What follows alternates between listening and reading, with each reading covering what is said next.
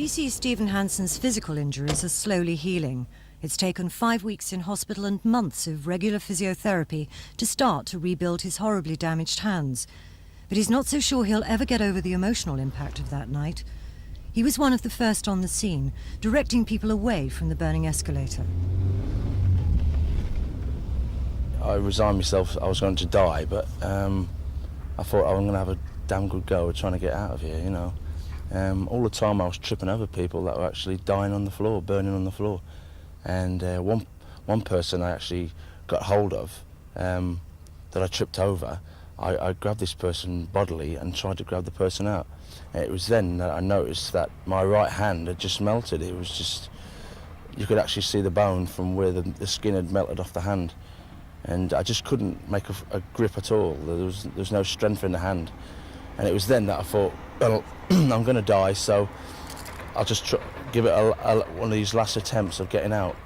And it was the thought of me family and my children that made me so determined.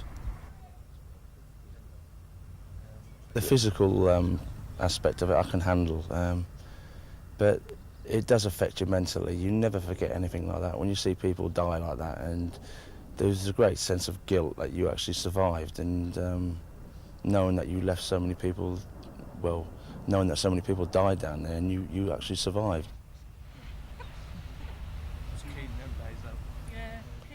Stephen's still on sick leave. He wants to go back to the force but can't face working in London again. The memories are just too distressing. One of the people who helped Stephen come to terms with his injuries and the appalling things he saw that night is WPC Sue Jones. She spent that night on duty at the mortuary, dealing with bodies mutilated by the blaze. Well, I had to cope on the night, obviously. I mean, there was more and more bodies coming in, and it was just a question of you had a job to do and you must get on it, although it was hard for me to fight back the tears, but my colleagues were there and you have to put on a face and carry on your duty, and I'm sure everyone felt the same down there, but you had to, it was a job that had to be done, not a very nice job. Obviously afterwards you're dealing with this and it's terrible to look at. You go home, you try to put it out of your mind and you just want to talk. But I did talk when I got home, but then it was after the concentration and trying to put things like that out of my mind, and I found that wasn't concentrating. I was tearful and quite agitated, in fact. I couldn't understand why I felt like this after 22 years in the job. I couldn't understand why I should be tearful, why I'm not coping.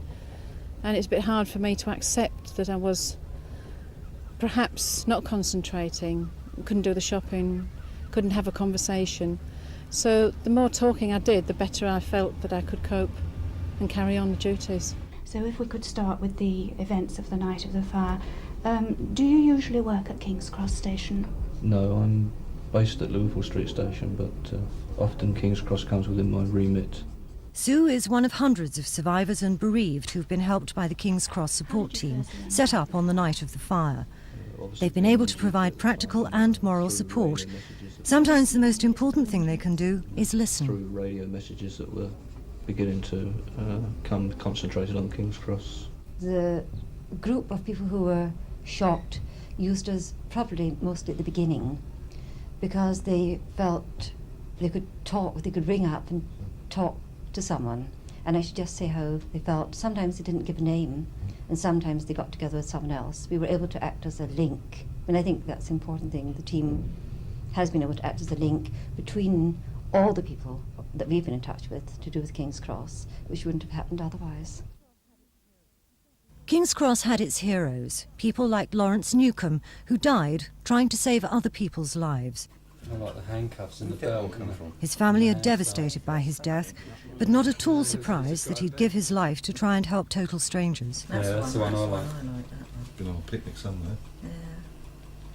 Lawrence apparently went down some stairs, and there was 2 policemen staying there, and he said, "I'm a nurse, can I go through?" And they said, "Yeah." So he went down there. This is only what we've been told, you see. And the young Italian boy, he said, we sat here, me and Hazel, one night, and he was sat there, and he said, what we could make out. It was unbelievable. It was so hot, and he put his hand against the fire, you know, and he said it was as hot as that in there. And he said he waited and waited for Lawrence, but he never came out again. Out again and in together and again.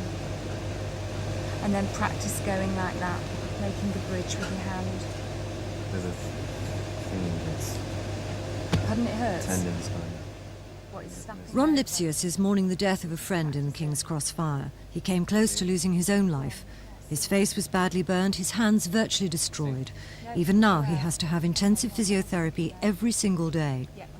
He spent 12 days in intensive care, and during the 3 months he spent in hospital, he's undergone 15 operations. Surgeons had to slit the skin on his groin and stitch what was left of his hands into the pockets to allow new skin to grow. He is making progress, but it means the end of his career as a guitarist. Just being a burns victim, especially being burnt on sensitive parts of you, like your hands and your face, it's got to be the worst thing ever, really. What are your prospects now for the future? I mean, you've got more surgery to come. Yeah. Much more, do you know? I think I've got, somewhere in the region of 4 or 5 operations on my hands. Maybe an operation on my nose. But it's going to take a long time. Ron, after all that you've been through and you're still going through, and an uncertain future, doesn't this make you feel terribly bitter and very angry? Yeah. Yeah, and it's the same kind of thing as if the management of London Transport and the those staff that are incompetent or whatever, it's the same thing as it feels the same thing as if they took a flamethrower and pointed it at me. To my mind, it's the same thing. The negligence amounts to that because it was just bound to happen, and really, it could happen again. So I have no way of expressing that, or I have no way of getting back at anybody.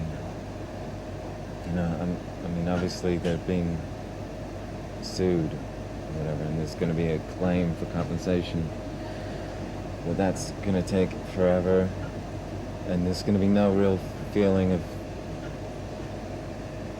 not revenge, but just I still feel like a victim. It's not. I don't like feeling like a victim.